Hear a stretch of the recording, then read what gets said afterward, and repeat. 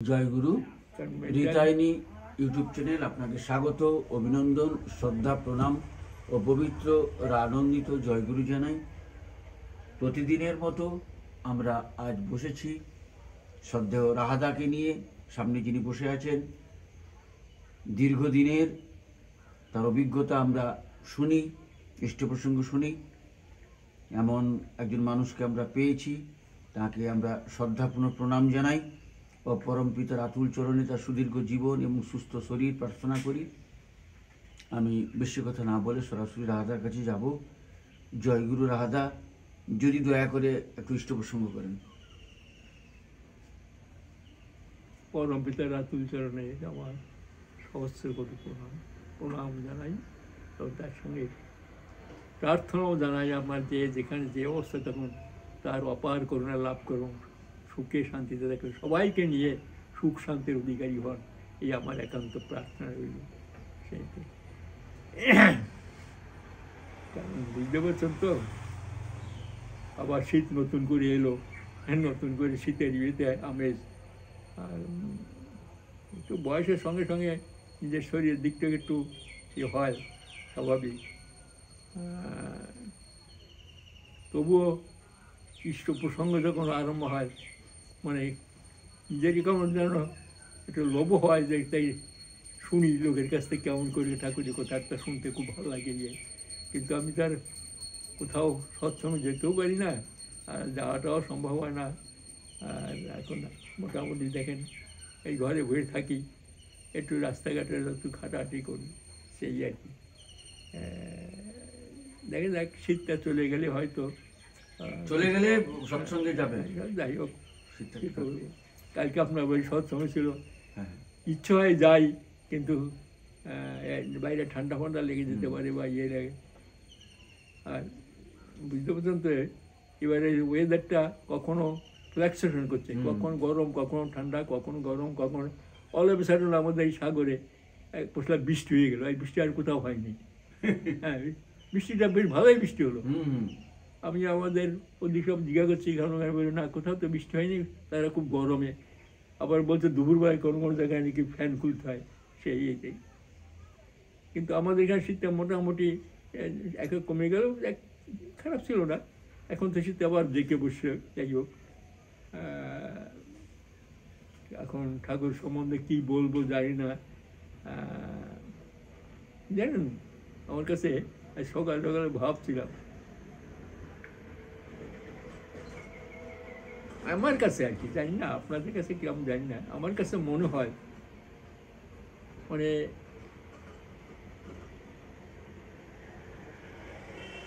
আমার যেটা বাস্তব, ঠাকুর সম্বন্ধে যেটা বাস্তব আমার কাছে মনে হয়, সেটা আপনার কাছে গল্প মনে হবে। কারণ দেখেন নেই, শোনেন নাকি, গল্প গল্প মনে হয়। আবার আপনারা যেটা গল্প টল্প করেন, সেটা আমাদের কাছে বাস্তব মনে হয়, বুঝলেন না? এই জন্য কোথার থেকে বললে, কি বললে কতটুকু আপনার আপনার কাছে ভালো লাগবে, বা আপনাদের গ্রহণীয় হতে পারে, বা শুনে ভালো লাগতে পারে, তাই ভাবি কোন থেকে বলবো, কি বলবো, কোথা বলবো জানি না আমি সেই যেতে। কারণ আমি লক্ষ্য করে দেখেছি, জানি না এটা আমার ভিতরে দুর্বলতা না আমার কিছু বুঝতে অসুবিধা হতে পারে। অনেক সৎসঙ্গে যাই দেশনাথ যেতাম, অনেকে বলে যে দাদা আধুনিক জায়গা করবেন, দাদা আপনি কিছু বলেন।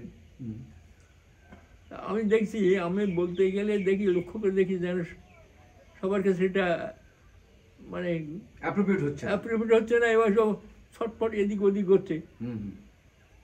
তখন ওই কথাটা বন্ধ করে দিই, কারণ আমার এই কথাগুলো তাদের কাছে খুব একটা হচ্ছে না। কারণ বলছেন তো, 5 পুরুষ হয়ে গেল, আমি 5 পুরুষ আগের কথা, মানে আজ থেকে দারুণ ঠাকুর গেছেন প্রায় 55 বছর 56 বছর হয়ে গেল ঠাকুর দেহ রক্ষা করছেন। এই 55-56 বছরের আগের কাহিনীগুলো, তার মানে এই যুগে 55 বছর, তখন যার জন্ম নিয়েছে 55, 60, 70, আপনি 70 বছর বয়স পর্যন্ত লোক যারা আছেন, তারা তো ঠাকুর সম্বন্ধে কোনো গাইড দেয় নেই, শুনেছে এই পর্যন্ত, দেখিনি হয়তো দেখলেও ছোটোকালে দেখেছে, আর তারপরে যারা জন্মেছে তার তো মোটেই জানে না। তারপরে 1 পুরুষ 2 পুরুষ 3 পুরুষ 4 পুরুষ এখন তারা আসছে, তারাও তো দেখি নেই, তাই না? একদম। যাদের ইয়েতে চলবে তারাও দেখে, তারাও এই বই পড়ার কথা বা শোনার কথা বা যা দেখেছে তাই, বা তাদের ভিতরে যেটুকু কি বলে অভিজ্ঞতা হয়েছে বা সাধন ভোজন করে যদি বুঝেছে তাই তারা বলবে। কিন্তু বাস্তব যেটা, সেটা বাস্তবটা আমি অন্তত কম করে 25 বছর, তাই না? 25 বছর ঠাকুর এড়িয়ে দিয়ে, সেই ধরুন আজ থেকে প্রায় 80 বছর আগে আমি দীক্ষা নিয়েছি। 80 কি 81 বছর হয়ে গেছে, 81-82 বছর আগে দীক্ষা নিয়েছি। আচ্ছা। সেই দীক্ষার কালে, দীক্ষা যখন নিয়েছি আমি অল্প বয়স না, তখন প্রায় 18, 19, 20 বছর বয়স আমার। একদম। তখন থেকে আমি ঠাকুরের কাছে মানে মোটামুটি যুক্ত হয়ে আছি। সেই যুগের যে কাহিনীটা এনেছিল, এখন এই যুগের লোকের কাছে একটা গল্প তাই আমি যেটা বলি গল্প, ওদের কাছে ভালো লাগছে না। কেন আধুনিক যে কথাগুলো এরা যেটা নিয়ে খুব ব্যস্ত হয়ে আছেন বা চল করছেন, সেটা মিলবে না। আমার দরকার নেই, আপনি যেটা দেখেছেন সেই সময়কার কথাই বলুন, ওই আধুনিক যুগের কথা আমার দরকার নেই। না, কথা হচ্ছে তাই, অরিজিনাল ঠাকুরের কথা বলুন। সেই কথা আছে, অনেকে আবার শুনতে চায়। হ্যাঁ, আমি লক্ষ্য করে দেখেছি, একদম শুনতে চায় তারা। একদম। এই তো ব্যাপার হচ্ছে,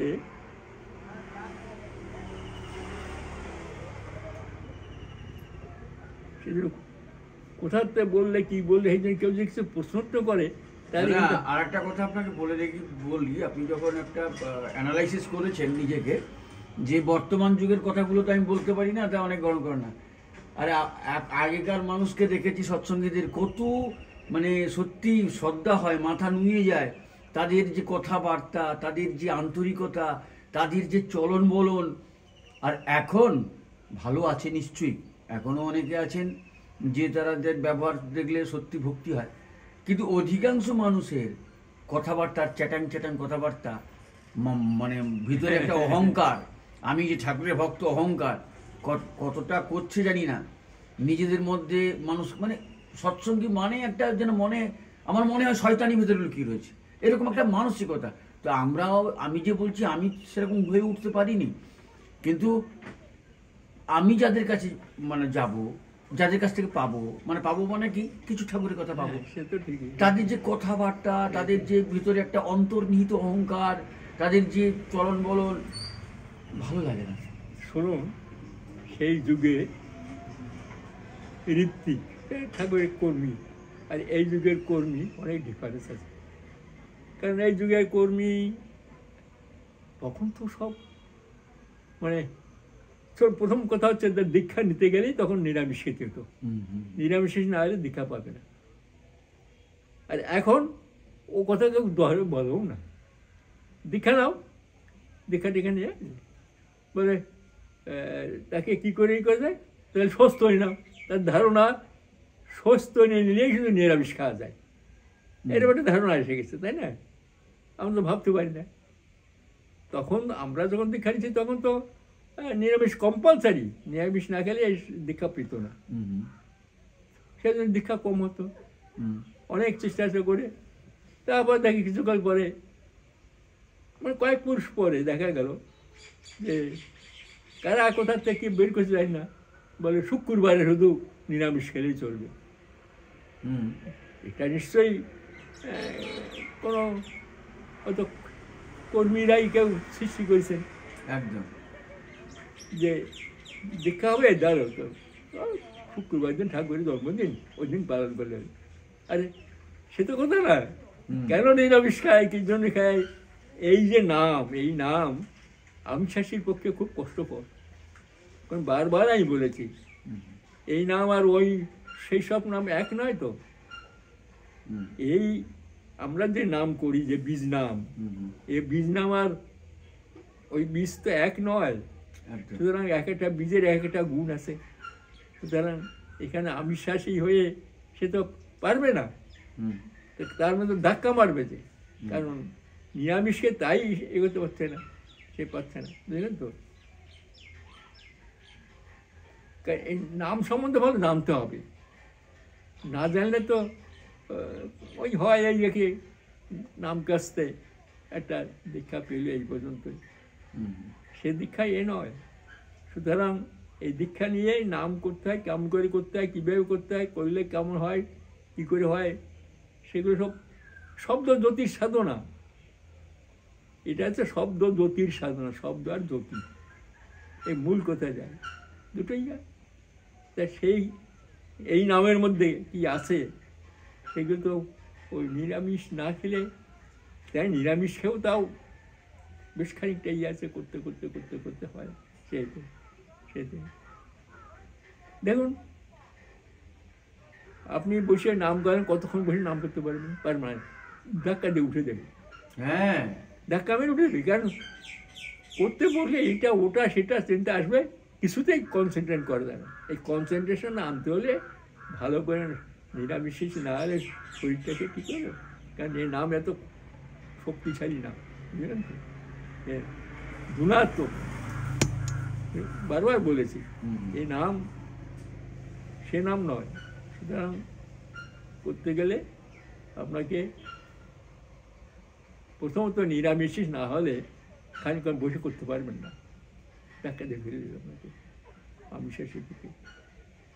তা এই যে নাম শব্দ আর জ্যোতি, হ্যাঁ, কিছু বলবেন দেখবেন কনসেন্ট্রেশন বলে, আচ্ছা এই শব্দটা আসে, শব্দটা আবার কোথা থেকে আসে আর জ্যোতি তার সামনে আসে বিভিন্ন।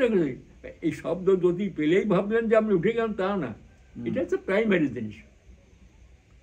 কিছু না 5 মিনিটের কনসেন্ট্রেট করেন, এসে যাবেই যাবেই।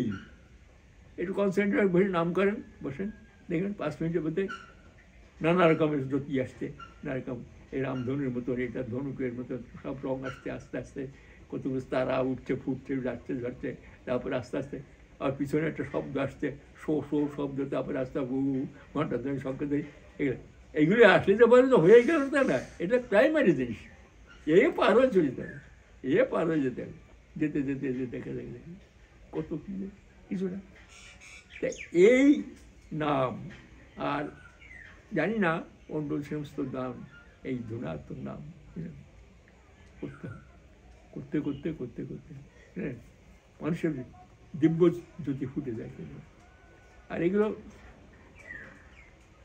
ঠাকুর কিনে যারা চলে, তারা আর অন্যদিকে লক্ষ্য নেই, তাদের তখন আবার এগুলো যে আসলে যে এসে হয়ে গেল তাও না, নাও আসতে পারে, করতে করতে করতে করতে। সাধন ভজন একটা বড় জিনিস, বুঝলেন তো? এটা কত সহজভাবে ঠাকুর করে দিয়ে গেলেন, এগুলো করতে সেগুলো করতে হয়, হয় না তাকে, ঠিক আছে, অভ্যাস করেন, চলতে ফিরতে ঘিরতে বেসতে সবসময় নাম করার ব্যবস্থা করে করেন, করতে করতে করতে অভ্যস্ত হয়ে গেল, দেখুন সব চলতে ফিরতে, যেটা হয় না তাও হবে, তুমি ভাবছো হয় না তাও হবে, অসম্ভব সম্ভব হবে, সেইটাই নাম করতে করতে যাচ্ছেন, যেতে যেতে যেতে যেতে খেয়াল নেই, হঠাৎ দিন বিরাট একটা গাড়ি শর্ট করে থামিয়ে গেল, গাড়িটা ব্রেক ফেল করছে, আর একটু হলে আপনাকে ধাক্কা মারত, আপনার সামনে পড়ে গেল। নামের এমনি নামের প্রভাবে ওর গাড়িটা ফেল করছে, ঠিক আপনি বুঝতে পারেননি যে কী করি কেন যাচ্ছেন। একদিকে যেতে যেতে 4টে রাস্তা মোড় আছে, করতে করতে কোন রাস্তা যাবো না চলবে, তাই তো এই রাস্তা আসলাম, ওই রাস্তা গেলে বিরাট আর বাঁধ ছিল, বাঁধে পার হতে পারতাম না। এগুলো হয় যে নামে কত, আমি কী বলবো, এগুলো তো অবশ্যই ইয়ে নেই, সেহেতু নাহলে কখনো কখনো হয়তো মনে হচ্ছে না তিনি হাত ধরে দিয়ে গেছেন। ওই যে আমার একটা ঘটনা বলি, যে ঠাকুর আমাকে একটা ইটমিট কুকার চাইছিলেন, বিশ্বাস হয় না, কিছু হয় না, তিনি করেন, অথচ প্রথম মনে হচ্ছে যে কেন বলো, কী যেন ঘটলো, কী যেন ঘটলো। হ্যাঁ, নাম করতে করতে কিছু ঘটে যায়, ভাবলেন যে তিনি করাছেন, ঘটেছিল বলে আজকে এই আমি এখানে আসি। ঠিক ঠিক, একদম। আজকে যদি আমি কিছু বলছি না, আপনার একটা ঘটনা যে আপনি যে সবসময় ইয়ে আছেন, ওইটা যদি না হতো তাহলে আপনাকে আর ঠেকায় থাকে না, কোথায় নেমে যান ঠিক নেই, দীক্ষা নিয়েছিলেন বলে গুতো এইটা ঠেলে আপনাকে নিয়ে আসছে এদিকে, চাবুক মেরে তার পায়ের তলায় ফেলে রেখেছে। তাহলে আপনি কোথায় চলতেন কি, ঠিক ঠিক, মানে স্বেচ্ছাচারী চলন একটা ভাব একদম আপনার ছিল, একদম। তাই না? হুম, হুম। সেটা বোঝা যায়, একটা স্বেচ্ছাচারী ভাব ছিল। পুরো। ধাক্কা টাকাকে ঠাকুরকে ধরেছেন, ঠাকুর পুরো আইছে, স্বেচ্ছাচারী বলে পুরো স্বেচ্ছাচারী। সেটা হচ্ছে কোথায় চলে যান ছিল, একটা জন্ম শেষ হয়ে যেত, পট করে ঠাকুর এক অপার করুণা আপনাকে টেনে রাখছে। এবার কর্মফল ধাক্কায় আনছে আনছে আনছে আনছে, হয়তো যেটা ফাল হয়ে বেরোতো সূচের দাগ দেখতে, কিন্তু কিন্তু এখনো তো কষ্ট হয়। হ্যাঁ। কেন কষ্ট হয় জানেন তো? আমি তো বুঝতে পারি ঠাকুর আমাকে বাঁচাচ্ছেন, কিন্তু ঠাকুর টানছেন চুম্বকের মতো, আমি ছিটকে বেরিয়ে বেরিয়ে যাচ্ছি, ওই তো বারবার বেরিয়ে যাচ্ছে। কারণ ব্যবস্থা আপনার জন্ম জন্মান্তর কর্মফল সে নিয়ে এসছে, আবার একটা কর্মফল ভালো আসবে টেনে রাখছে, এই দুটোর জন্য একটা জন্ম এরম করতে করতে করতে করতে পরের জন্মটা সোজা হয়ে যাবে, বুঝলেন? কিংবা এই জন্মেই শেষের দিকে ফুরিয়ে গেছে, হয়তো আপনি যদি বহুকাল তার দোয়ার থাকে বেঁচে থাকবেন, ওই টাগ অফ ওয়ার করতে করতে করতে করতে করতে করতে শেষে দেখুন নির্মল জল। দেখুন আপনার এই যে পুকুরে পা দিয়েছেন, দেওয়ার সময় তখন নিচে পেড়িতে গোলা যায়, বেরোতে বেরোতে বেরোতে বেরোতে বেরোতে বেরোতে বেরোতে বেরোতে আপনি দাঁড়ায় আছেন, কিছুক্ষণ পর আস্তে আস্তে আস্তে নির্মল জল বেরিয়ে আসছে হবে। আমাদের দেহ মনে কত কর্মফল করে আসছি, এই জন্ম তো জানি কি করেছি, আগের জন্ম কত করে আসি, তার মধ্যে কোথাও একটা সূক্ষ্ম ইয়ে ছিল, জন্মান্তরের একটা ভালো কাজ ছিল, তাই তাকে পেয়েছি, বুঝলেন? বুঝলেন? এটা বুঝে নিতে হবে। আমাদের ওকে দেখে বোঝা যায় যে ভাই সেদিন আমার মেরে দিয়ে হাত হাত খেতে ঘুরে ভেঙে দিল, তার আগে 2-3 আমাকে মেরেছে। ও সুস্থ অবস্থা না, অসুস্থ অবস্থায় থাকায়। আবার এর মধ্যেও দেখে বোঝা যায় খুব অসুস্থ, নানা রকম মাথা টাথা গন্ডগোল আছে, এটা ওটা করে টরে, ওর মধ্যে কোথায় একটা আগের জন্য কোথায় একটা ভালো কাজ ছিল বলে ঠাকুর পেয়েছিল, তার জন্য ঠাকুর দিকে ওর মন আছে। এই বুঝতে হবে ওই জন্ম কেটে যাচ্ছে ওর, যেহেতু ঠাকুর ধরা আছে। জন্মে যারা ঠাকুরকে পায় অন্তত, ঠাকুর বলেন অন্তত একটা জন্ম এগিয়ে গেল। একটা এক বড় সাধু সন্ন্যাসী লোক আসছিল দেওঘর আশ্রমে, এসে সে সব দেখে টেকে সব পিটু করে দ্রুত রায় দেখছে, ঠাকুরকে দেখেছে শুনেছে, অনেক জায়গায় শুনে টুনে এসছে, এই ঠাকুর লক্ষ্য করছেন। তখন ঠাকুরের পাশে যাচ্ছিল, আপনি ঠাকুর কি চান ঠাকুরের সঙ্গে কথা বলুন? না না আমি দেখছি ডাক চলে যাচ্ছে, ডাক বলে দাদা আসছেন, বসেন না, যাচ্ছে গিয়ে ঢুকছে না ওদের, না কোথার থেকে এসছেন গিয়েছেন, এই তো দেখতে উনি যাচ্ছেন, ওনাকে ভালো যত্ন করি ভালো করে, একদম সাধারণ নয় লোক, খুব আঁকড়া। আপনি কোথা থেকে এসছেন, কি আছেন? ঠাকুরের ইচ্ছা আপনি এখানে সেবা করেন, কারণ আমাদের আনন্দ ভাবছেন, তাই আচ্ছা গিয়ে বসে রয়েছে, দেখেছেন আনন্দ খেয়ে খেয়ে এত যত্ন দিয়ে দেখি আরেকবার দেখে আসি ঠাকুরকে। ঠাকুর কিছু দাদা বলবেন? না দেখলাম ভালোই লাগলো আপনার আশ্রম প্রশ্রম, ঠিক আছে আরো আপনাদের উন্নতি হোক, তো খুব ঠাকুর যেন আশীর্বাদ করে দিচ্ছে, এরকম বোধ আর কি। আপনি না এই ঠিক আছে, ভালো আছে, খুব ভালো, এইভাবে সেবা দেওয়া ভালো লোকের কাছে। আপনি ইচ্ছা হয় না আপনাদের এই আমাদের সঙ্গে বলে, ও দেখে দেখা যাবে পরে, দেখে ভালো লাগলো আপনি এরকম সেবা দেওয়া প্রবৃত্তি আছে, খাওয়া খাওয়া চলে যাওয়ার পরে দূরের থেকে নমস্কার করে চলে গেছে। চলে যাওয়ার পরে দেখি যত্ন করিস, কোনো অসুবিধা নেই, তারপরে কোনো অসুবিধা হবে তাহলে একটা রিক্সা করে দিয়ে আপনি স্টেশন যাবেন, না না, আমি হেঁটে যেতে পারবো, আমি হাতে সাধু মানুষ তো। তো উনি তো তাহলে এই জন্মে এই পর্যন্তই দর্শন রয়েছে, এই পর্যন্তই। তাহলে বললেন ওর এই জন্মে এই পর্যন্তই দর্শন, তবু সে দর্শন পেল। এক একজন একাকিয়ে তাকে পেল না। আবার দেখা গেল অনেকে যেতে যেতে হয়তো বলছে তাকে জোর করে তাকে দীক্ষা টিক্ষা দিয়েছে, তার কপালে ভালো ছিল, তাই নামটাও পেল, করে না কিছু হয়তো, নামটা তো পেল, একটা জন্মে এগিয়ে গেল। তো সুতরাং কার জন্মে কোথায় কি আছে কে জানে। মানুষকে কোথায় নিয়ে যাইতে আমরা জানি না, কোথায় কার অবস্থা। একটা লোক মানে আমার মাধ্যমে একজন এসে বলছে যে দীক্ষা নেবে, আমার নিয়ে গেল, নিয়ে গিয়ে সে তার স্ত্রীর দীক্ষা নিল। নেওয়ার পরে ইষ্টবৃত্তি করতে বলছে, ইষ্টবৃত্তি করার জন্য 5-6 দিন পরে আবার আমার বাড়িতে এসছে। কি দাদা, হাত জোর করে বলছে আপনার কাছে একটা অনুমতি চাই, কী করে যায়। তুমি জানেন আমি কি কাজ করি? আমাদের গ্রামে একটা বটগাছ স্থান আছে, সেখানে ডেইলি বলি হয়।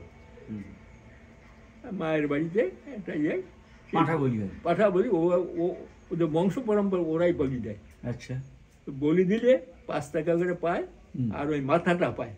আচ্ছা, ওই মাথাটা বিক্রি করে দিলে আরো কিছু টাকা পায়। এই দিয়ে সংসার মোটামুটি চলে। এটা নাকি ওদের বংশ পরম্পর ওই স্থানের ইয়ে থাকে। এখন দীক্ষা তো নিয়েছে, নেওয়ার পরে একদিন বলি দিতে গেছে, আর বলি দিতে পারছে না। আচ্ছা, মনে মধ্যে কিছু ধক্কা লাগছে, ওকে বলি দেবো আমি, তারপর সেই টাকা দিয়ে আমি ইষ্টপতি করবো, আর তো কিছু নেই। সেদিন আর বলি দেয়নি।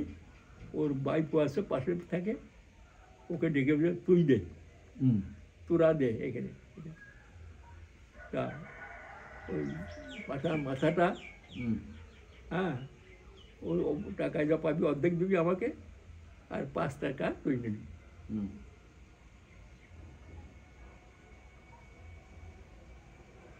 দেখি রোজ কিছু বলি হয় এরকম, ওর বাইক পকেট দিয়ে করায় নিল। ও ভাবছে ওই বলির টাকা তো দিচ্ছি, আর ইষ্টপতি করছি, ঠাকুর দিচ্ছে, ঠিক হচ্ছে। আসছে, এসে জিজ্ঞাসা থেকে জানেন দাদা আমি ইষ্টপতি করি, এরকম ব্যাপার, বলিটা কী করবো বলেন তো, আমার তো ব্যবসায় ওই করে খাই, আমাদের সংসার চলে বংশ পরম্পর। এখন আমি ভাবছি কি বই বলি, ওইটা গিয়ে সংসার চলে, আর তো কিছু ওদের আয় নেই, ওটা বংশগত ওদের। আমিও চিন্তা করছি, কিছু ব্যাপার আমাকে বলছে, আমি একটা মাথা খাটাইছি, দেখেন দেখি কি হবো না। ও নিজেই বলছে। আচ্ছা, হ্যাঁ, কি করছো? বলছে কি আমি এরকম করে ওর অর্ধেকটা ওইরকম দিছি, আর ওর মাথার ওকে দিছি, তা দিয়ে আমার আগের যেবার সংসার চলে কষ্ট হয়েছে। তা মন্দ না, ঠিক আছে, আমি আর কি বলবো ওকে, আর তো কিছু করবে না। দেখুন ওটা দিতে গেছে, তা আমার স্ত্রী বলছে যে তুমি বাজারতে সবজি কিনে এনে এই বাড়ি বাড়ি বিক্রি করো, সবজি যদি হয়ে যাবে তাহলে তোমাদের। তা আমার স্ত্রী আর আমি দুজনে সবজি কিনে এই বাড়ি বাড়ি বিক্রি করে দেখেছি, যা পেতাম তাদের 2 গুণ বেশি পাচ্ছি। আচ্ছা, সবজিতে তাই ওটা বাইক ভেবে তুই নিয়ে গিয়ে সব তা আমার এটা কি ঠিক আছে? আর বাহ, তোমারটা যে তুমি বের করে দিলে, আমি তো মাথা খাটাতে পারি না। হ্যাঁ, খুব ভালো, খুব ভালো। এই দেখো ঠাকুর মাথায় থাকলে কি হয়, তুমি করো। আস্তে আস্তে ওই সেই সবজি দোকান থেকে পাশে আবার একটা ওই চায়ের ডাইলে ওটা কেন করে আর বড় মুদিখানা দোকান। তারপরে ওর ভাইকে দীক্ষা দেওয়ার ব্যবস্থা করতে, তার কী করে সংসার চলে, তাকে বলে তুই পাশে একটা ওরকম কিসের দোকান দিবি, চাই এটা দেয় না, এটা বিক্রি করবি, তার তোর সংসার চলছে। তাহলে কী করে তারা দেখুক, এখন এই মন্দির এলাকা দেখবে কারা পাঠাবলি দেবে, আমাদের সংসার তো ইয়ে নেই এখন, তো আমরা ও লাইনেই নেই এখন। পরম পিতা এটা কি ভালো হয়েছে, ঠাকুরটা ঠাকুর বুঝাই দেয়, তাকে নিয়ে চলে তিনিই মাথা খাটায় দেয়। তাহলে এখন ওদের বংশে আর কেউ করে না। এ তো আমার মাথাও দেখি নেই। দীক্ষা নেওয়ার সঙ্গে সঙ্গে চিন্তাধারা আর কোথায় ছিল, কোথার থেকে কোথায় সে চলে গেল। ঠিক এর পরে এগুলো তিনি করেন, সেই তদ্গত ভাব থাকে মানুষের ভিতরে, সেই একদম একদম আমরা বুঝি না তার দয়া কোথার থেকে। তিনি সাধারণ মানুষ, অথচ অসাধারণ। হ্যাঁ, হ্যাঁ, অসাধারণ। তার তো কিন্তু দয়ালু, অপার করুণা, তার অপার করুণা বাবা পায় না। চোখের পর দেখেছি পাবনায়, আমি পাবনার কথা বলছি, তখন তো এত ফ্লারিশ না ভাত জগতে না। পাবনার যে আশ্রম ছিল, ওই আশ্রমের পাশে ছোট একটা ফিলন্থ্রপি নতুন বিল্ডিং হয়েছে, আর এর পাশে ওই একটা পোস্ট অফিসের মতন ছিল একটা গুমটি। সে বিকেলবেলায় ঠাকুরের নামে তো মানে ইয়ে আসতো, চিঠিপত্র আসা, সেইগুলো ঠাকুরের সামনে আনা হতো, খুলে খুলে পড়ে ঠাকুর শোনা হতো। ঠাকুর একটা ড্রেস আনতে, একে এইভাবে লিখেছে, এভাবে লিখেছে, বিভিন্ন লোকের বিভিন্ন রকমের কথাবার্তা চিঠিপত্র আছে। এটা হাতলওয়ালা ব্যাংকে বসে ঠাকুর বসতেন, আর ওই পাশে ওই চিঠিগুলো পড়া হতো বিকেলবেলার দিকে। পাশে পোস্ট অফিসে দিয়ে গেছে, একজন খুলে খুলে পড়ছে, পড়ে পড়ে শোনাচ্ছে, একে এইভাবে লিখেছে। এক একজনের লেখা করে ইয়ে। হঠাৎ একটা প্যাকেট এসছে ঠাকুরের নামে, প্যাকেটটা খুলিছে, খুলে দেখে কি তার ভিতরে একটা বেল। আচ্ছা, মানে অসময় আর কি বেল, ওই পোস্ট অফিসে এসছে, বেলটা ফেটে ফুটিয়ে ল্যাডা ভাট হয়ে গেছে। আমরা ফুটে হাতে আটা ফাটা লেগে গেছে, ওদিকে ফেলে রেখেছে।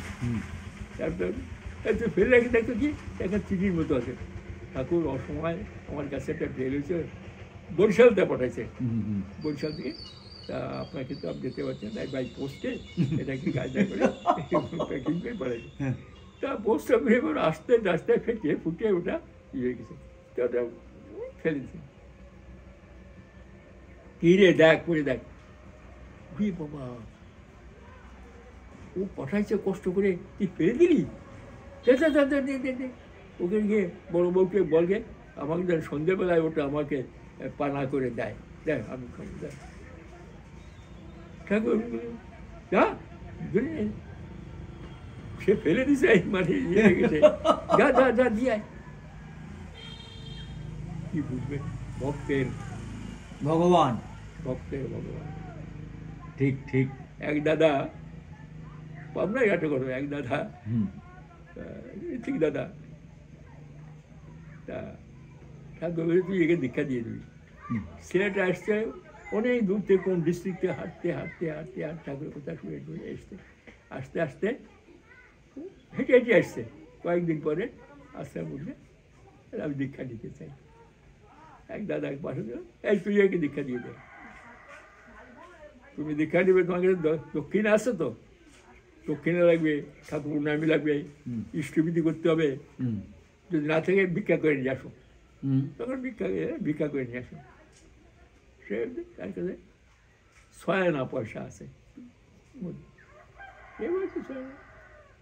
শোনো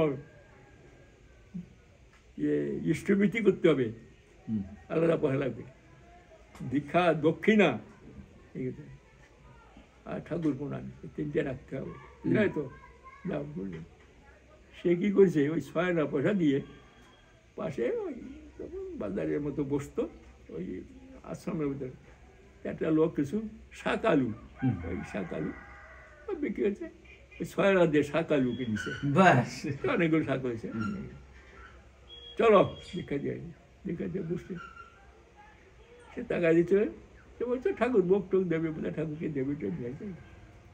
এইবার তুমি দক্ষিণা দাও, দক্ষিণা লাগবে। ওই সেই শাঁখাগুলো বাক করেছে ঠাকুর এর জন্য কিছু, ইষ্টভীতির জন্য কিছু, কেন ও সওয়াল আমাদের কোথায় কি করবে? ও বলে কি দক্ষিণে আর উঠতে পারছে না, রাখো ইষ্টভীতিরাও রাখো, রেখে দিয়ে চলে গেছে। চলো চলো ঠাকুর প্রণাম করতে হবে। ঠাকুর ও কোচরা নিয়ে গেছে, ঠাকুর বসে আছে। ঠাকুর একে পই পই করে আমি বললাম যে তোমার কাছে যদি কিছু না থাকে ভিক্ষা করে আসো। সে কোন কথা বলে না, কতগুলো দেখেন কতগুলো শাক আলু নিয়ে আসছে, ওইগুলো দক্ষিণা কতগুলো ইয়ে নেয়, দেয় ঠাকুরকে দেয়। কই কই কই ঠাকুর দে দে দে দে আমাকে দে আমাকে দে দে দে দে দে আমার কাছে দে আমাকে দে এই এই ফোক নিয়ে ঠাকুরকে বললেন বড় বড় বাড়ি চলে গেছে। ভক্তের ভগবান। ঠিক ঠিক ঠিক, আমরা কি বুঝবো বলো? একদম সব লোক পারে, প্রত্যেকটা লোকের তিনি সূক্ষ্ম থেকে অত্যন্ত সূক্ষ্ম। দীক্ষা নিয়েছে দেওঘরের একটা ঘটনা, অনেক বলছি অনেকবার। দীক্ষা নিয়েছে সবের সময়, দীক্ষা দিয়েছেন, রোজ সকালবেলা থানকুনি পাতা খাবে, বুঝলে তো, ইষ্টবিধি করে। সকালবেলা উঠেছে, উঠে থানকুনি পাতা কোথায় পাবে, গরমকাল ওঠে। তারপরে সকালবেলা ঠাকুর কাছে চলে গেছে, দুইয়ের মধ্যে ঢুকতে দিচ্ছে না। কোথায় যাবেন কোথায় যাবেন? আমি ঠাকুরের কাছে কথা বলবো। কি হচ্ছে না, আমি ঠাকুরের কাছে যাবো। হ্যাঁ, ঠাকুর দুঃখ হচ্ছে, কি রে ওরা করছিস কেন? ও গিয়ে ঠাকুর সঙ্গে কথা আছে, তাই দেখি কি কর। এই কি কি ঠাকুর কাল দীক্ষা নেওয়ার সময় আমাকে বলে দিল, দীক্ষা মন্ত্র পড়ে টড়ে ছবি করে থানগুড়ি পাতা হবে, থানগুড়ি গুলা খুঁজে পাচ্ছে না, আমি কী করবো এখন? তখন লোক এটাও ঠাকুর বলে দেবেন, আর তার দাঁড়ায় কোথায় পাবেন, এটাও ঠাকুর বলতেন আমাকে। এই তুই ওরে খুন্তার মতো কোথা কইস কেন? ওরে খুন্তা দিয়ে খুন্তা মারিস কেন? ওকে ঠাকুর তো ও ঠাকুরকে বলবো না, কাকে বলবে? ও ঠাকুরকে বলবো না, কাকে বলবে? ভক্তের মতো আমরা জানি না।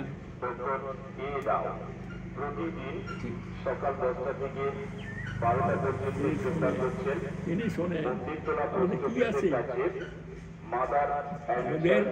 আর আমরা কারা যে আমরা চলি হাট বাট করে।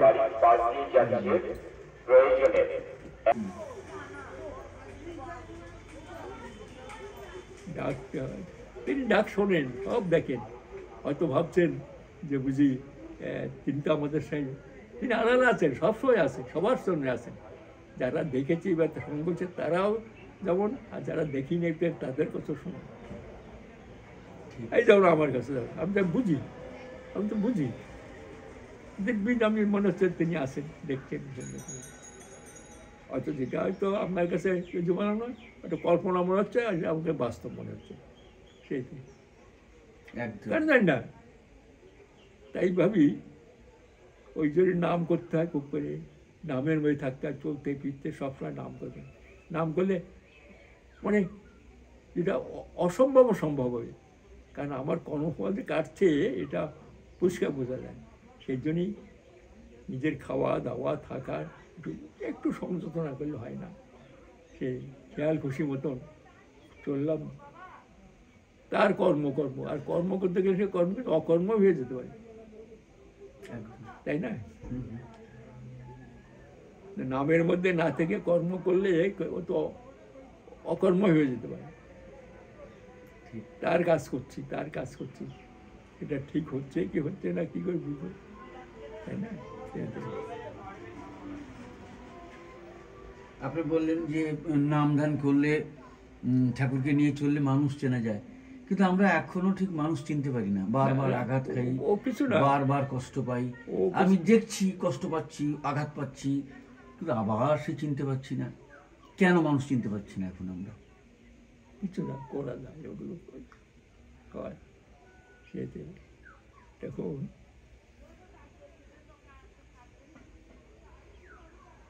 সৎসঙ্গী যে ঠকে যাবে, তাই ভাবি জেনে সময় ঠকতে হয়, আর সময় জেনে ঠকতে। সৎসঙ্গী দীক্ষিত এসে তিনি হয়তো আমাকে এমন কিছু বললেন টললেন, নাও করতে পারছি না, আবার হাও করতে পারছি না, কিন্তু বুঝতে পারছি, কিন্তু উপায় নেই। যেখানে হয়তো আমি জানি আমার ব্যক্তিগত জীবন বহু ঘটেছে যে দাদা আমাকে এই টাকা দেয়, 100 টাকা দেন, আমি বুঝতে পারছি ও ফ্রড, দেবে না, কিন্তু এমন এমন অবস্থা আছে না দিয়েও কিছু পারি না, যেখানে 100 টাকা চাইছে, ঘরে আসো দেখলাম কায়দা টায়দা করে, ঠিক আছে ভাই আমার কাছে 10 টাকায় বেশি নেই ঘরে, আমি কী করি? দাদা আয়না দেন এখান থেকে, বলে দেখুন আমি তো আশেপাশে কাউ তো পাচ্ছি না, আপনার 100 টাকা আমার কাছে আছে, কিন্তু আমি 10 টাকা দিয়ে তাকে গিয়ে, কারণ সে এসে পরের দিন চাইবে, আপনি কাছে ঠিক আছে এখন কাছে রাখেন, আমি দেখে নিয়ে নেবো, কারণ জানলে আবার ওই 10 টাকা দিয়ে আবার চাইতে আসবে, একদম আবার করবে, সুতরাং রাখেন দেখি আমি দিয়ে দেন, ওকে যে আটকায় রাখা, ঠিক ঠিক মানে এগুলো বুদ্ধি, এগুলো মাথায় আসতে করতে হয়, এগুলো বুদ্ধি করে 10 টাকার পথে যাক, হ্যাঁ ফ্রড। কিন্তু সে লোকটাকে কী করে পথে সে আসবে, আসা মুশকিল আছে, সেটা আবার দিয়ে আসবে না, হ্যাঁ জানেন তো, একদম একদম। সে আপনাকে বললো দাদা কি করবো, বাড়িতে অসুখ, আমার স্ত্রী অসুখ হয়েছে, আমাকে দেন, ওষুধ কিনতে টাকা নেই, পয়সা নেই। আপনার স্ত্রী কী হয়েছে, আপনি এক কাজ করেন, আপনি আমার তো প্রেসক্রিপশন দেন, আমি কিনে নিয়ে যাচ্ছি, দাদা আনতে ভুলে গেছি, আপনি চলেন বাড়ি চলেন, আপনার বাড়িতে নিয়ে আপনি থাকবেন, আমি ওইটা কিনে নিয়ে দিয়ে দেবো, কেন আপনার তো স্ত্রীর দরকার নেই। না না ঠিক আছে, আসতে কাজ কেটে উঠো, নানান রকম কায়দা করে তাকে পরে এগুলো বুদ্ধি আসে তখন মাথার মধ্যে কী করা যায়। হ্যাঁ ঠিক ঠিক, দীক্ষা নিয়েছে, বিশেষ করে এই ঋত্বিকদের বেশি ঠকাইছে, বেশি বোকা যদি বৃত্তি, কিন্তু এখন তো ঋত্বিকরা আরো বেশি বুদ্ধিমন্ত, ঠকা মুশকিল আছে, 10 মনকে ঠকাবে বেশি সে, একদম কত আমার জীবনে ঘটেছে আমি জানি, এগুলো এই জন্য নাম ধ্যান সাধারণ ঘটন খুব করে থাকলো। ধরুন এই যে ঠাকুরের নামে সব টাকা কালসান, বিভিন্ন কালসান, মন্দির টন্দির, এটা ওটা সব কিছু, একদল আছে তারা নিজেরা ওর থেকে 100 টাকা কালসান, 50 টাকা কিনা 50 টাকা, এ বহু আছে, এও বহু আছে, ঠাকুরের নামে কালসান করে।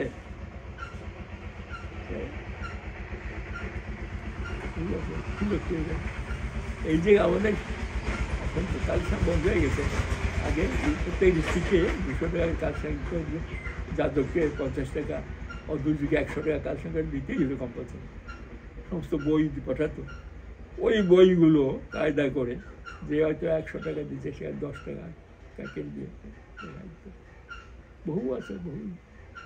এখন আবার একটা ঘটনা ঘটেছে, আপনাকে জানাই আমার ব্যক্তিগত, মানে এখন তো নানা রকম টেনশনে আছি, বিভিন্ন রকম, জানেন তো বিভিন্ন দিকে খরচ, কোর্ট বা ছেলের পরীক্ষা শেষ হয়ে গেছে, এবার ট্রেনিংয়ে যাবে, টাকা পয়সা সব পেমেন্ট করা হয়ে গেছে, এখন সে যে first year, second year, third year, সেই সার্টিফিকেটগুলো দেয়নি, ফোর্থ ইয়ার তো পরে দেবে, এই পরীক্ষা দিল, সেই সার্টিফিকেটগুলো আনতে যেতে আজ নয় কাল, কাল নয় পরশু, ওই করতে করতে বলছে 18,000 টাকা দাও। 18,000 টাকা কেন? হ্যাঁ 18,000 টাকা দাও, হ্যাঁ কোনো ইয়ে নেই, সব টাকা দেওয়া আছে, শুধু এর কাছে না সবার কাছেই চাইছে, নাহলে আমি দেবো না, ওই দেখো এবং সব কিছু। এবারে সেই 18,000 টাকা আমি কোথায় পাবো এই মুহূর্তে? এই কষ্ট মষ্ট করে বা কালকে আমি ম্যানেজ করে ব্যবস্থা করছি তাকে দেবো, কারণ সে আবার ট্রেনিংয়ে যাবে জয়পুর, জয়পুর না ইয়ে গো, যাই হোক মনে পড়লে বলবো, যাবে। তো সে তখন কি করব, এইসব নানা রকম টেনশন ছিল, এদিকে কোর্টের নানা রকম খরচ, এদিকে গাড়ি রেডি, সেই টেনশনে কি হয়েছে নানা রকম। কালকে ইষ্টবিধি শেষ হয়েছে, কালকে জমা দেওয়ার কথা। বাইদা বাই আমি যে মেদিনীপুর বারবার গেছিলাম, ইষ্টবিধি পুরোটা নিয়ে যাইনি, কিছু নিয়ে গেছি বলে একদিনের ইষ্টবিধি বেশি হয়ে গেছে, ঠিক আছে। বলে আমি যখন দেখি মানে আজকে ডেট মনে করেছি একদিনের বেশি আছে, আমার স্ত্রীর নানা রকম শরীর খারাপ হলে করে না, পরে করে নানা রকম, তারও ঠিক গুলিয়ে গেছে। আমার ছেলের কিন্তু সে কিন্তু বুঝতে পেরেছে তার শেষ হয়েছে, সে বলছে বলে তার ভুল হয়েছে, তার হয়তো কোথাও ভুল হয়ে গেছে নিশ্চয়ই, মানে মা বলতো বাপি বলতো, বলছে না তার আমার ভুল হয়েছে, সেও কিছু বলেনি। সেদিকে মা তো ইষ্টবিধি করেন, বাবা মার তো ইষ্টবিধি আমাকে দিয়ে এখানে, মার কিন্তু শেষ হয়ে গেছে, সে ফোন করতে পারে না, ফোনটা শোনে, রিসিভ করে, সে বলে ছেলে ফোন করছে না, চুপচাপ আছে। আজকে যখন ডেটটা দেখি সকালবেলা, মানে কাল রাত্রে যখন ডেটটা দেখি, তখন দেখি যে ইষ্টবিধি আমাদের জমা পড়েনি। আজকে সকালে এবার দিলাম, যে এই ভুলগুলো, এটা তো মেজর ভুল, কেন হয়? ওই যে ফিকির মাইন্ড, এই জন্য নাম মায় থাকলে ওই ফিকির মাইন্ডে কেটে যায়, ঠিক টাইমে দিন থেকে যাবে। এই জন্যই সবসময় ওই চিন্তা লাগে নাম মায় দেখা যাবে, দাদার সঙ্গে কী হয়, তুমি আসো, মনে করতে করতে একদিনও হয় না, এগুলো অভ্যস্ত করতে গেলে হয়, অভ্যস্ত করতে হবে। চঞ্চলতা কেটে যাবে, ইয়ে কেটে যাবে, সংসারে এই সমস্ত আস্তে আস্তে আবিরটা কেটে যাবে, একদিন আসবে, এই দিনগুলোর কথা মনে পড়বে, একদিন আসবে। ঠাকুরকে নিয়ে যদি না ছেড়ে দেন ঠাকুরকে, যে দেখেন একদিন আসবে, আমার জীবনে কত কি ঘটে গেছে, উদ্ভূত টেনশন এসে যায়, ধরো আমার টেনশন করা উচিত না, চলতে বলতে নতুন টেনশন এসে যাচ্ছে, আসবে সংসারের জীব, নতুন টেনশন আসবে চোখের সামনে। হ্যাঁ, রাধার সঙ্গে তুমি আসো, দেখা যাক কি হয়, ধীর স্থির কিন্তু ইষ্টবিধি দেওয়া ভুলে যাবো, ঠিক আছে হয়ে যাবে, আস্তে আস্তে নিখুঁত হবে, কোনো ক্ষতি হবে না, না কি হবে, ঠিক আছে, এটা কি ক্ষতি হবে, তোমারটা তুমি দেখো, আমার ভুল, ঠিক আছে, আর যেন না হয় এইরকম ভুলের মধ্যে দিয়ে নির্ভুল তিনি, এই নির্ভুলতা আসবে আস্তে আস্তে সব কাছে দেখবে, ঘাবড়াবার কিছু নেই, এটা এমন কিছু নেই, তাই না? এটা এখন ইষ্টবিধি দেওয়ার সুবিধা দিলে, আগে তো কত রকম হতো, কত এরকম স্ত্রীকে নিয়ে চলা সবসময় পাঠাতে পারেন, ঠিক আছে 30 দিনের দিন হবে, ওই যে নিখুঁত চলনের একটা আস্তে আস্তে এর মধ্যে অনেক কিছু কেটে গেছে, অনেক গ্রহ দোষ কেটে গেছে, আমি বুঝতে পারিনি। হ্যাঁ, ওই এক ভুলের যখন শুদ্ধ করতে গিয়ে তাই তো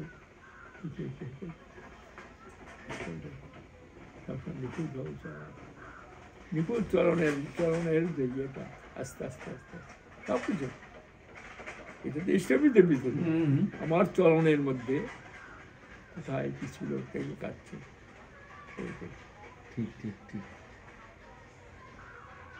ঠাকুর দেখো কেন কামারে হচ্ছে, আদর্শন এর জীবন হবে, কোনো কিছু নেই, কোথাতে যে কি হয় জানা বলছে। আমি বেশ কিছুদিন যাবৎ একটা চিন্তার মধ্যে কি করছিলাম, দেখেন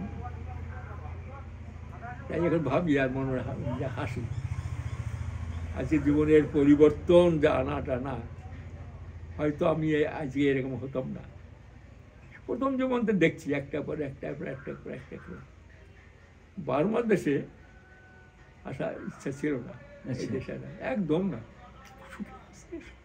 পয়সা পাই, মাইনে পাই, মহা আনন্দে আসি, নানা রকমের ইয়ের ভিতর। বাস আমাকে ওখানে মানে রাজার মতন করতে হবে। কেন জানি না, মাঝে মাঝে বাড়ি পাই না, গভর্নমেন্ট টাকা পাঠানো বন্ধ করে দিল আস্তে আস্তে। মনে মনে ভাবি বাড়িতে কোনো দাদা আছে, ভাই আছে, আমাদের যা আছে তা দিয়ে আমার বাবা মার ই চলেছে। ভাবলাম বাবা মা তো বড় হয়েছে, আমার ভাইরা কর্তব্য করছে, আমি তো কিছু করতে পারছি না, টাকা পাঠাতে মানে আমার মনে তৈরি হয়।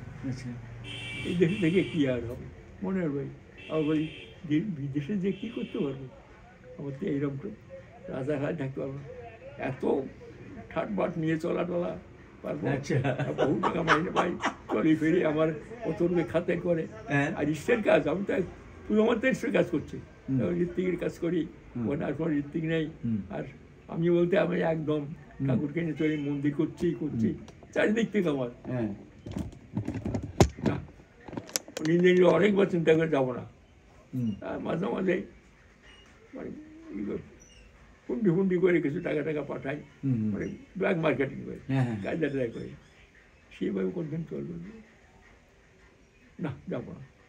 2-3 বার চিন্তা করেছি, এর সময় তো না যাবো না, এই দেখি থেকে যাবো, ওইখানেই থাকবো ভালো, ঠিক আছে। কিন্তু মানে আমার মনের ভিতর ইয়ে তো এরকম করে কয়েক বছর কেটে গেল, 2 বছর 3 বছর 1 বছর অন্তর পাসপোর্ট করে আসতাম, আসলে কিছু টাকা পেতাম। কারণ মাঝে মাঝে আমার মনে ভিতর ধাক্কা খায়, বাবা মার প্রতি কর্তব্য তো আমার কাছে।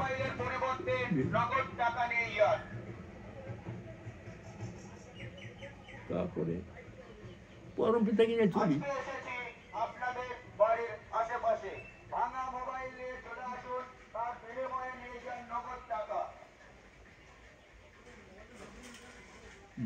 হঠাৎ কেন জানি না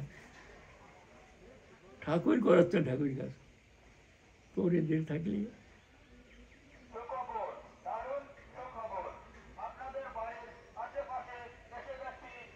জীবনে তোর কিছু ছিল না। আমার জীবনে অযাচিত ভাবে এমন একটা ঘটনা ঘটে গেল ওখানে, মনে মনে ভালো না এই দেশে থাকবো না, অযাচিত ভাবে। তারপর তো পাসপোর্ট করে আসলাম এই দেশে। আসার পরে আমি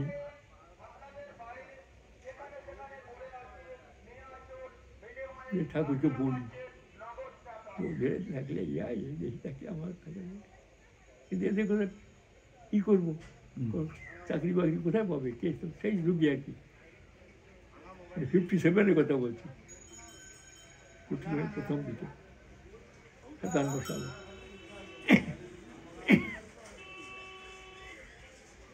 উৎসবের সময় আসছি, উৎসব করে একটু ঘুরলাম, তোমার ঘোরাঘুরি করে ঠাকুরকে বলতে যাব, ঠাকুর অসুস্থ পড়ে। আচ্ছা, ঠাকুরকে দেখা করা যায় না, অসুস্থ মানে বহু লোকের ভিড় ঠিক আছে, ঠাকুর তখন নানা রকমের ইয়ে ছিল, টেনশনের ভিতরে আছে। 2-3 বার চেষ্টা করে ঠাকুর কিছু বলি, আমি কী করবো এরকম অবস্থায়।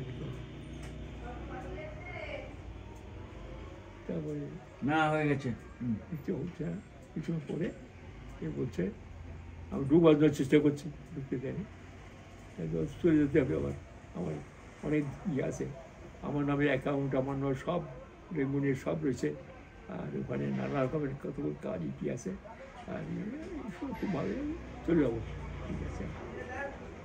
হঠাৎ এক দাদা বলছে কি জান তো আপনি বর্দাকে গিয়ে 200 টাকা দিতে ওনাকে। এটা নিয়ে ও 100, এটা কি? এটা রাধা 200 টাকার ওষুধ, আমার 200 টাকা আর 60 টাকা আমি দিচ্ছি, কমবে না, দিয়ে এই 100 টাকা নিয়ে নিল। আচ্ছা দাঁড়া দিতে হবে, দাঁড়া আমি দিচ্ছি আগে। দিয়ে তো না 200 টাকা, 260 টাকা তো। কারণ সে মাসে 40 টাকা থেকে কবে কি দিয়েছে, ও তো 200 টাকা তোমার কাছে আমি নেবো। হ্যাঁ এই দিয়ে দিচ্ছি। আচ্ছা ঠিক আছে, তোমাকে আমি 60 টাকা, আমার তো ফোনের নাম্বার আপনার কাছে আছে। 262 টাকা বুঝলেন তো? হ্যাঁ, সে দুধ ছেড়ে দিন এখন। হুম। না না এই নেন, এই এখানে 60 টাকা আছে তখন তো হ্যাঁ হ্যাঁ, দিয়ে 60 দেখতে টাকা গেছি বলুন। ওনাকে আমি 200 টাকা দেবো বেশ বেশ, ঠিক আছে। হ্যাঁ ওষুধ দেবো। হ্যাঁ, তারপরে কি হলো? আচ্ছা, তারপরে বলতে বলতে গেলাম বর্দার বাড়িতে। হুম। বর্দা বললেন, দেখ না এখানে একটা তুই যাবি কেন, বিদেশে আর কি দরকার, এই দেশে কোথায় কিছু কম তো ইয়েতে। আর এখানে কেউ আমাকে চেনে না, শোনে না, আমি কোথায় চাকরি পাই, তখন চাকরি কে দেয়, 57-এ তো দেশে এমনি বেকার দেশ। এই কাগজেরটা দেখছিলাম দুর্গাপুরে নাকি এটা কারখানাটা হবে, এই বলতে বললাম। তারপরে আমি কী করলাম, ঠিক আছে হলো না, চলে যাবো।